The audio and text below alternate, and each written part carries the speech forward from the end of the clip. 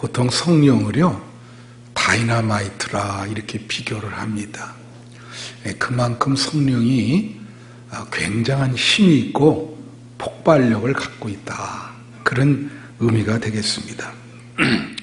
오늘 이 본문이 스가랴서인데 그 성령을 다루고 있습니다. 성령께서 우리에게 힘을 주신다.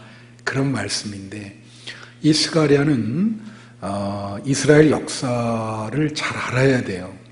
이스라엘 역사에 보면은 이스라엘이 남유다가 망할 때에 이스라엘 백성들이 다 바벨론으로 포로로 잡혀갑니다. 근데 그 포로로 잡혀가서 70년을 보내요. 여러분, 70년은 긴 세월이요. 우리나라가 일제 식민지로 몇 년 있었죠? 36년 있었습니다. 그 36년 동안도 얼마나 우리 백성들이 고통을 겪었어요. 70년 만에 고향으로 돌아왔는데 그들에게는 두 가지 과제가 있었습니다. 첫 번째 과제는 이들이 너무 오랫동안 그렇게 타향살이를 함으로 완전히 정신이 소진되고 절망과 낭망 속에서 지냈기 때문에 이들의 그 믿음과 신앙을 회복시켜야 될 과제가 있었어요. 어떻게 하면 이들의 정신을 회복시켜 줄 수 있을까? 그게 첫 번째 과제였고, 두 번째 과제는 예배드릴 처소가 없었습니다. 그래서 두 번째 과제는 성전을 져야 되겠다. 이스라엘 사람들이 예배를 드릴 수 있는 그게 두 번째 과제였는데 그 과제가 너무 힘에 붙였어요. 그래서 오늘 이 본문 말씀은 이 예언자가 하나님께 기도할 때 하나님께서 뭐라고 얘기를 하냐면 성령을 보내서 너희들에게 힘을 주어서 이 일을 이루게 하실 것이다 라고 예언을 하는 그런 말씀입니다. 참 귀한 말씀이죠. 그러니까 성령이라고 하는 것은 우리에게 힘을 주시는 분이다. 어려울 때 힘을 주시고 낙담할 때 힘을 주시는 분이 성령이다. 그래서 성령은 말이에요, 힘과 아주 근접해 있습니다. 성령은 그래서 어떤 분은 다이나마이트로 비교하는 분이 있어요. 폭발력이 대단하다는 거예요. 오늘 이 본문을 근거로 성령께서 어떻게 이 절망하고 낙담하는 이스라엘 백성들에게 힘을 주시고 어떻게 그 성전을 건축해 가는지 그 과정을 여러분에게 말씀드리려고 합니다. 첫 번째로 오늘 본문에 근거하면은 성령님이 하시는 일은 우리에게 용기를 주시는 일을 하신다.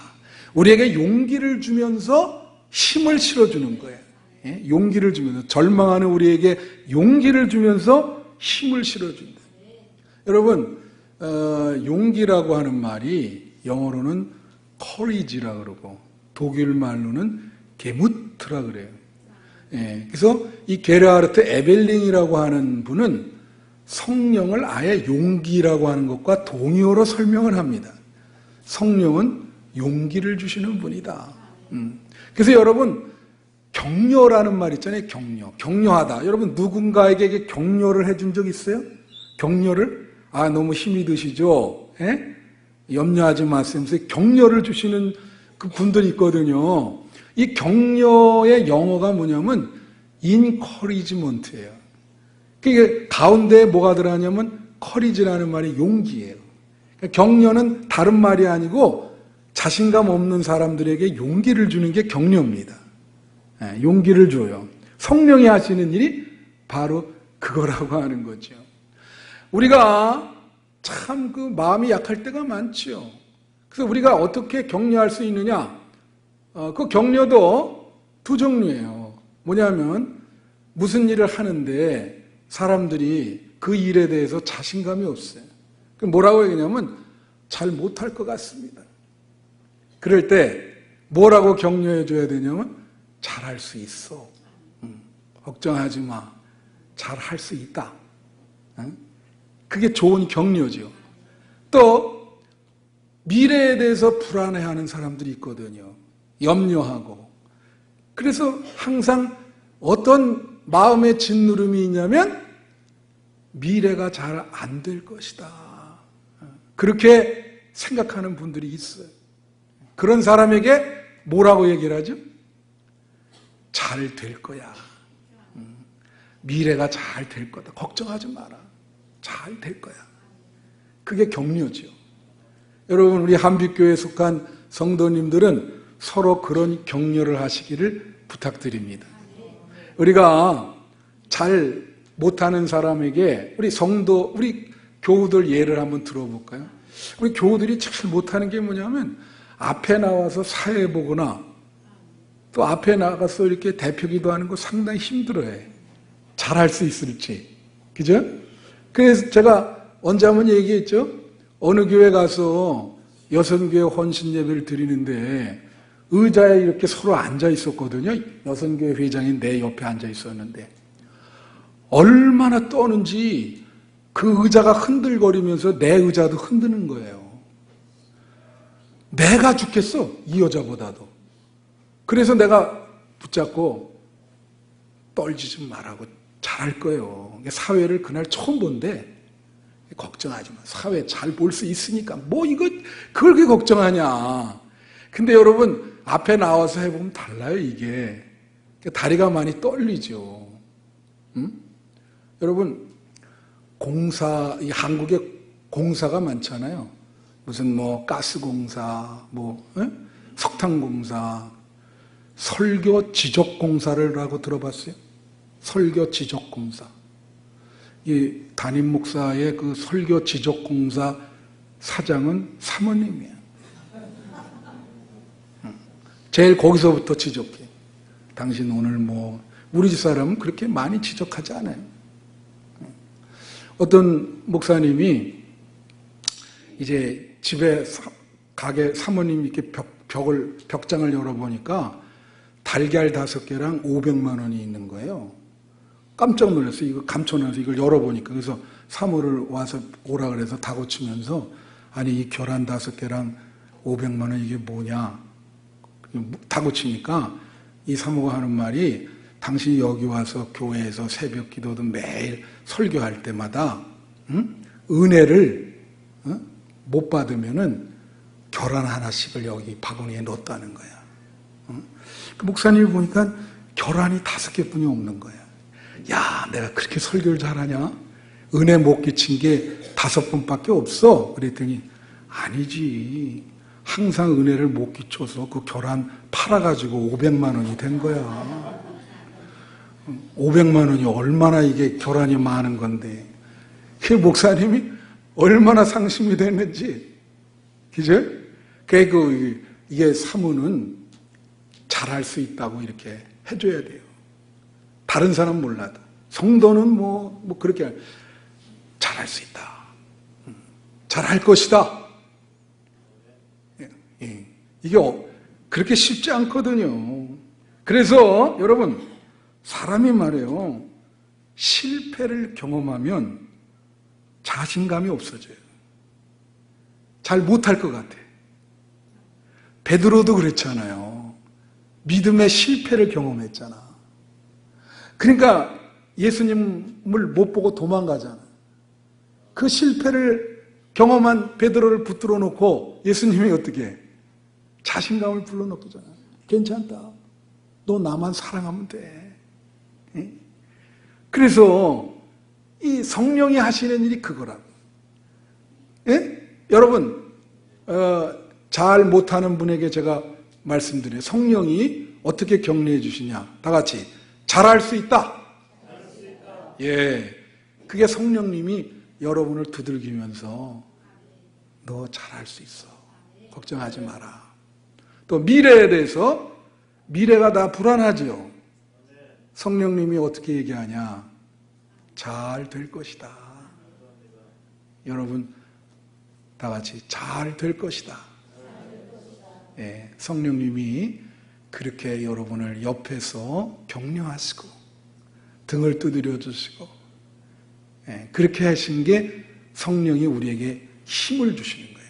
기본적으로 먼저 그러한 힘을 줬어요. 근데 둘째로 성령께서는 우리를 사랑의 눈으로 본다는 거예요. 성령은 우리를 사랑의 눈으로 본다. 사람은 말이에요, 어떤 눈으로 바라보는가가 차이점이 있어요. 미움의 눈으로 보느냐, 사랑의 눈으로 보느냐. 여러분, 제가 신문 칼럼을 이렇게 읽었는데 그 칼럼의 제목이 뭐냐면 이거예요. 거짓말인가 참말인가. 그래서 흥미로워서 제가 그 칼럼을 읽어봤더니 내용이 이거예요. 여러분, 한국의 3대 거짓말이 뭔지 아세요? 죄송한 얘기지만 연세 많이 드신 분들이 빨리 죽고 싶다. 또 두 번째는 노처녀가 나는 시집 안 간다. 세 번째는 며느리가 그 며느리 집에 놀러 온 시어머니에게 며칠 더 쉬다 갔어요. 이 세 가지가 유명한 3대 거짓말이에요. 근데 절 보세요. 시대가 바뀌어서 이제는 그게 거짓말이 아니라는 거예요. 그게 진짜 말이라는 거예요. 왜냐? 지금은 수명이 길어지셔서 100세 시대입니다. 근데 연세가 들면은 다 아파요. 그래서 사람들이 약을 갖다가 한 움큼씩 드셔. 그리고 몸에 뭐 관절도 아프고 통증이 많으니까 그 고통 속에서 그렇게 진실하게 얘기할 수 있으시다는 거예요. 야, 난 너무 몸이 아파서 좀 빨리 가고 싶다 천국에. 그렇게 얘기하는 게 진심일 수 있다는 거지. 그 다음에 노처녀가 시집 안 가겠다. 여러분, 요즘은 말이에요, 저출산 시대 아니에요. 그리고 혼자 살 수 있도록 사회가 다 갖춰졌습니다. 혼자 먹는 밥, 혼자 먹는 술, 혼자 사는 방 뭐 다 있어요.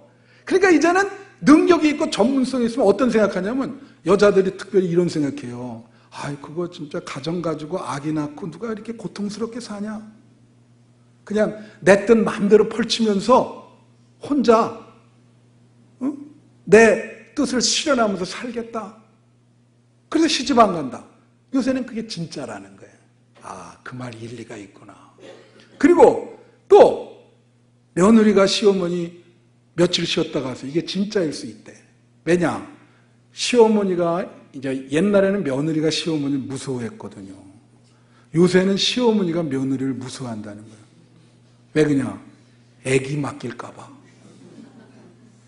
그래서 딱 방문했는데 어머니 쉬었다 갔어요. 애기 좀 부탁해요. 그럴까 봐 이게 막 겁나는 거예요. 그래서 며느리가 며칠 더 쉬었다. 이것도 진짜라는 거예요. 그러면 이게 왜 옛날에는 거짓말인데 지금은 진짜였는가? 사람이 바라보는 관점, 기준이 다른 거예요. 옛날에는 사람들이 허드렛 일도 하고 좀 편안치 못한 것도 견뎌서 살았거든요. 지금은 그렇게 못 살아. 그러니까 늘 안락하고 편리하고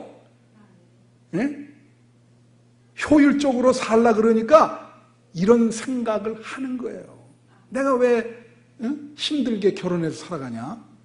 이런 식의 생각을 하는 거야. 그러니까 기준이 이제는 편리함, 안락함 바뀌었어. 근데 여러분, 신앙의 기준은 바뀌면 안 되는 게, 신앙의 기준은 뭐냐면 사랑입니다. 신앙의 완성은 사랑이요. 그래서 사람을 사랑의 눈으로 봐야 돼요. 믿습니까? 그래서 여러분, 내가 재미나는 말씀 드릴게. 마태복음 11장 18절부터 19절에 이런 말이 있어요. 요한이 와서 먹지도 않고 마시지도 아니하며 그들이 말하기를 귀신이 들렸다 하더니 인자는 와서 먹고 마시며 말하기를 보라 먹기를 탐하고 포도주를 즐기는 사람이라. 여기서 인자는 예수님이거든요. 근데 똑같이 온 거예요. 세례 요한은 말에 금욕적인 사람이거든. 그 음식 내용 보면 알잖아. 그러니까 뭘 대접하면 안 먹어. 그러니까 사람들이 안 먹는다고 비난을 하면서 어떻게 저렇게 빼짝 말라는지 꼭 귀신 같아. 왜 이렇게 안 먹냐 쟤는. 그러는 거예요 사람이. 근데 예수님은 또 같이 왔는데 대접을 하니까 너무 잘 드시는 거야. 그러니까 또 뭐라 하냐면 먹기를 탐하는 사람아. 술을 즐긴다고 또 포도주를, 자꾸 왜 여기를 쳐다보게 포도주를 즐긴다고. 포도주를 즐긴다고 또 예수님에게 얘기를 하는 거예요. 에? 아니, 예수님이 술을 좋아합니까? 아니, 예수님한테 나도 먹는 거 중요하게 생각하거든요. 왜 이렇게 식탐이 많냐고 예수님한테 그러네. 야, 여러분, 예수님이 식탐이 많으시겠어요? 에? 이거 왜 이래요? 자, 보세요. 이건 결론은 뭐냐면, 먹어도 문제고 안 먹어도 문제인 거예요. 이런 걸 양비론이라 그래요. 결론은 사랑이 없기 때문에 그래요. 마음이 중요한데 미움을 갖고 사람을 보면 다 문제로 보여요. 그렇지만 사랑을 가지고 보면 안 먹으면 병이 있나 걱정이 돼. 그래서 먹어라. 너무 많이 먹으면 위장에 탈이 날까 봐. 사랑하는 마음으로. 야, 그렇게 하면 안 돼. 여러분, 부모가 자녀에게 어떻게 얘기해요? 부모가 자녀를 사랑하는 마음으로 그러잖아. 내가 언제 한번 얘기했죠. 우리 형님 댁에 복면을 쓴 강도가 칼을 들고 들어왔거든요. 그런데 딱 들어왔는데 그 칼을 붙잡고 뒹굴어가지고 잡았어요. 그 어려운 일이죠. 칼날을 잡았다고, 칼날을 손으로. 난 그 소식 듣고 거기 갔죠. 갔는데 경찰도 오고 연락받고 그 부모가 온 거예요. 엄마가 왔는데 엄마의 첫 마디가 뭔지 아세요? 얘는 착한 사람입니다. 엄마 눈에는 사랑하니까 착하게 보이는 거예요. 예? 그래서 어떤 말이 거짓말이냐 참말이냐는 사랑하느냐 안 하느냐에 따라서 달려있어요. 교회도 마찬가지. 여러분, 교회를 여러분이 사랑하면서 진짜 사랑하면서 말을 하면 그건 진실입니다. 근데 교회를 사랑하지 않고 얘기한다면 거짓말일 가능성이 커요. 제가 이제 이런 말씀 드릴게요. 시카고에서 목회할 때 거기에 그 김성찬 목사님이라고 계셨어요. 지금은 딴 데로 가시고 뉴욕에 계신가 그래요. 이분이 그리스도의 편지라고 하는 책을 썼습니다. 거기 보면 목회자에 대한 인식의 양면성이라 그러면서 예화가 이렇게 나와 있어요. 제가 이제 그분한테 그 책을 받아서 그걸 읽었는데 한번 제가 읽어볼게요. 뭐라고 나오냐면 이렇게. 사람들의 목사에 대한 의식구조 한번 보세요. 목사가 나이가 어리면 경험이 부족하다고 하고 목사가 나이가 많으면 늙어서 시대에 뒤떨어진 목사라 한다. 목사가 식구가 많으면 너무 많다 하고 식구가 없으면 가정을 이해하지 못한다. 목사가 원고 설교를 하면 은혜가 없고 능력이 없다 하고 원고 설교를 하지 않으면 준비성이 부족하다. 목사가 가난한 사람에게 접근하면 가난한 사람에게 인기를 얻기 위하여 제스처를 쓴다. 목사가 부유한 사람과 친하면 목사가 돈 많은 사람만 알아주고 돈만 밝힌다. 목사가 예화를 들어서 설교하면 성경 실력이 없다 하고 예화를 사용치 않으면 설교가 딱딱하고 어렵다. 목사가 죄에 대해서 설교하면 인신공격만 한다고 말하고 죄에 대해서 되도록 설교를 하지 않으면 정의감이 없는 목사다. 그렇게 얘기해요. 목사가 교인들의 비율을 맞추지 않으면 사랑이 없는 목사라 하고 비율을 맞추면 줏대가 없는 목사다. 그렇게 얘기를 한다는 거지. 목사가 옷을 잘 입고 다니면 너무 사치한다고 말하고 목사가 옷을 잘 입지 않고 시골 사람처럼 다니면 교회의 위신과 명예를 떨어뜨린다. 목사가 밖에 나가서 설교를 많이 하면 본교회를 등한히 한다 말하고 밖에 나가서 설교를 하지 않으면 오직 못났으면 초청하는 교회가 하나도 없냐. 그렇게 얘기해요. 봉급을 많이 받으면 돈에 밝은 목사라 하고 적게 받으면 목사는 검사해야 하니 당연하다고 말한다. 사모에 대한 것도 있어요. 사모가 교회 일에 나서면 여자가 너무 설친다. 그렇게 얘기하고, 교회 일을 하지 않으면 사모가 교회 일에 관심이 없다. 사모가 신방에 동행하면, 매번 동행하면 주책 없이 따라다닌다고 얘기합니다. 신방을 하지 않으면 교인의 삶에 무관심하다. 목사가 신방을 많이 하면 주책 없이 남의 집을 돌아다닌다 하고, 신방을 하지 않으면 교인들은 안중에도 없다 한다. 이 말은 뭐냐면 어느 걸 하나 욕을 먹는다는 거예요. 그런데 사람을 사랑을 하면, 그러니까 제일 중요한 게 사랑하느냐 미워하느냐가 먼저라는 거지. 사랑하면 아무것도 문제될 게 없어요. 미워하면 모든 것이 문제가 되는 거예요. 그래서 제가 결론을 여러분에게 말씀드리면, 성령님은 사랑의 영이라는 거예요. 사람은 아니지만. 여러분, 성령님은 여러분 편입니다. 여러분을 변호해 주시고, 여러분을 사랑하기 때문에 그 사랑의 눈으로 보니까 여러분을 다 이해하신다고. 그렇구나. 그죠? 그래서 여러분 명심하세요. 성령께서 여러분을 사랑하신다고. 그래서 늘 자기 새끼, 부모가 자녀를 사랑의 눈으로 보고 뒤에서 밀어주시고 앞에서 이끌어주듯 성령께서 여러분을 그렇게 하신다는 거예요. 성령님 얘기하기 위해서 여러분에게 말씀드린 거예요. 세 번째로, 성령님은 실제적으로 힘이 없는 우리에게 힘을 주신다는 거예요. 실제적으로 힘을 주신다. 여러분, 오늘 스가랴 4장 6절에 보면 이런 말이 있어요. 그가 내게 대답하여 이르되 여호와께서 스룹바벨에게 하신 말씀이 이러하니라. 만군의 여호와께서 말씀하시되 이는 힘으로 되지 아니하며 능력으로 되지 아니하고 오직 나의 영으로 되느니라. 여러분, 예루살렘 성전을 건축하는 게 얼마나 힘들겠어요. 가진 것도 그 사람들은 바로 포로 생활에서 와가지고 없는 거예요. 근데 실제로 힘을 주시기를 뭐냐면 이렇게 얘기하는 거야. 네 힘으로는 안 된다. 너의 능력으로도 안 돼. 그거는 나의 능력으로 된다. 내가 너에게 성령을 보낼 것이다. 나의 영으로 된다. 나의 영이라는 게 성령을 말하는 거예요.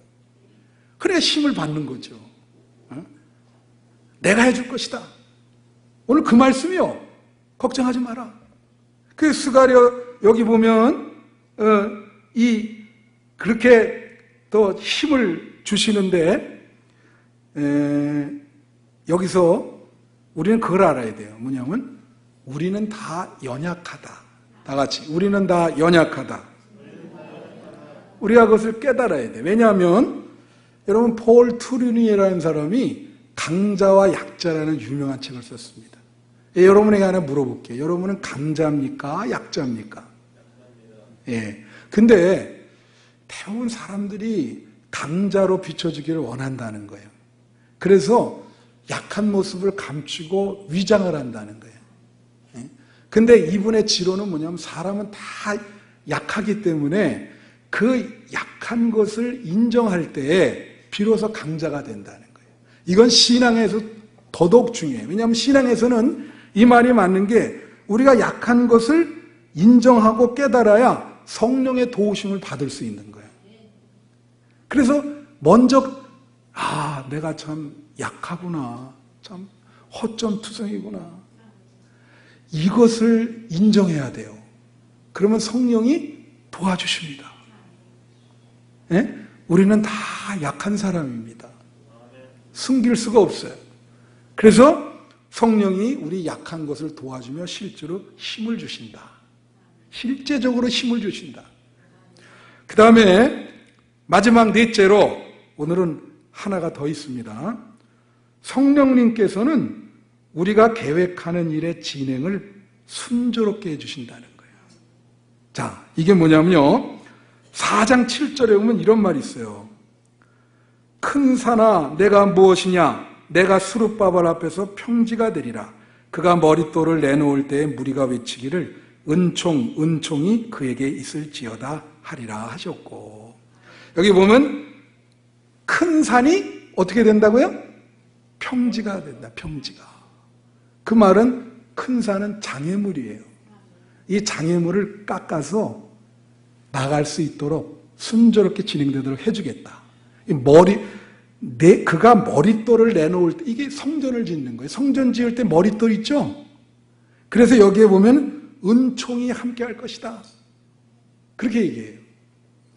장애물을 제거해주겠다. 우리가 어떤 거 계획할 때 여러분 장애물 많잖아요. 여러분 개인적인 무슨 일을 계획해도 얼마나 장애물이 많습니까? 그 다음에 4장 8절 9절에 보면 이런 말이 있어요. 여호와의 말씀이 또 내게 임하여 이르시되 수룹바벨의 손이 이 성전의 기초를 놓았은즉 그의 손이 또한 그 일을 마치리라. 이 말은 뭐냐면요, 여러분, 우리 인간이 약한 모습 중에 하나가 뭐가 있냐면 일을 시작은 해놓고 잘 마치지를 못해.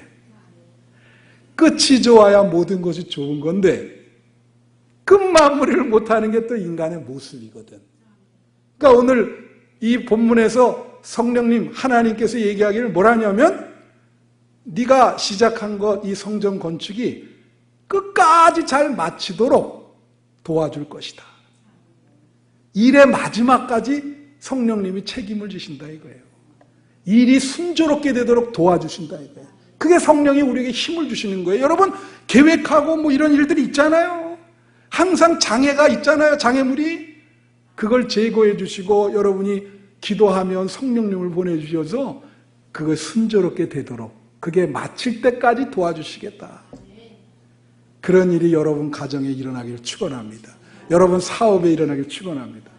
제가 이전에요, 교회 지은 경험만 얘기하고 마칠게요.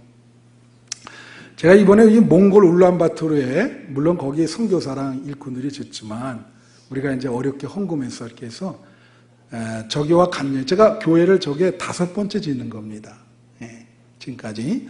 뭐 그렇게 이제 어떤 분은 뭐 굉장히 많이 짓는 분이 있어요. 근데 교회를 참 처음에 강화도 가서 목회하면서 38평 졌고요. 먼저 목회할 때 그때는 뭐 엄청나게 크게 졌어요. 그게 거의 뭐 50억 이상 들은 공사였죠. 갔더니 그 교회가 빚이 8억이 되더라고요. 뭐 그 장애물이 굉장히 많았어요. 교회를 지으려고 그랬는데 일단 허가가 안 나요. 제가 3대 목사인데 1대, 2대 목사님들도 교회를 지으려고 허가를 받으려고 거기 관공서에 가서 아주 도면까지 다 하고 설계를 다 받아가지고 가서 간청을 했는데도 허가가 안 떨어지는 거예요. 그래서 1대 목사는 그만두고 2대도 똑같아. 그래서 제가 이제 이거 교회를 꼭 져야 된다. 같이 간절히 기도하고 진짜 이게 라스트다. 이게 마지막이다. 그래갖고 갖고 관공서에 갔어요. 허가가 떨어졌습니다. 교우들이 잘 됐다. 장애물이 제거된 거죠. 예? 그 시작을 했어요. 시작을 했는데 또 그 다음에 장애물은 뭐냐면 여러분 교회를 건축하면 그 평신도가 무슨 조직을 만드냐면 거기에 장로님들이죠 주로. 건축위원장이 있어야 돼요. 근데 건축위원장을 서로 안 하려고 그러는 거예요. 그래서 제가 뭐라 하냐면 제가 건축위원장 하겠습니다. 그래서 이렇게 봤더니 그게 또 교회를 건축할 때 담임 목사가 건축위원장 하는 교회가 없대네. 그건 다 장로님 아니면 평신도가 한다는 거예요. 그래서 목사님은 할 수 없습니다. 그래 얘기를 하시더라고. 그래요? 그럼 어떻게 해? 그랬더니 이제 결론이 뭐냐? 그러면 건축위원장을 하나님으로 합시다. 그래서 아예 그 문서에 건축위원장 하나님 그렇게 썼어요. 그래가지고 봉헌 예배를 드리는데 감리사가 왔는데 봉헌 예배 드리면서 이런 표현을 했어. 자기가 이 봉헌 예배를 참 수십 번 지금까지 다녔는데 건축위원장 하나님이라고 한 교회를 처음 봤다고. 아, 이 교회가 하나님을 건축위원장으로. 그렇게 하고도 그래도 잘 졌어요. 기도하고. 그 다음에 이제 뭐냐면, 여러분, 건축을 하면 뭐 합니까? 작정원금을 시키잖아요. 이 작정원금을 시키면은요, 부담이 되니까 사람들이 교회를 떠나요. 그래서 엄청 어려운 지경에 도달해요. 이거 작정원금 하면, 자기는 뭐 교회 안 나오겠다. 그리고 어떻게 해요? 그래서 저는 작정원금 안 시켰어요. 기도하고 그냥 성도들에게 안 하셔도 됩니다.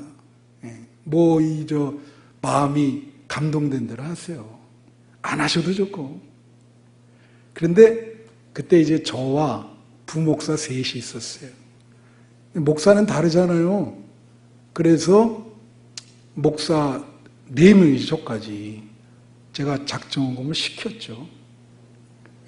그래서 저는 1차로 5만 불 작정했고, 부목사 온 순서대로 너 2만 불, 너 1만 불, 너 5천 불, 이렇게 딱.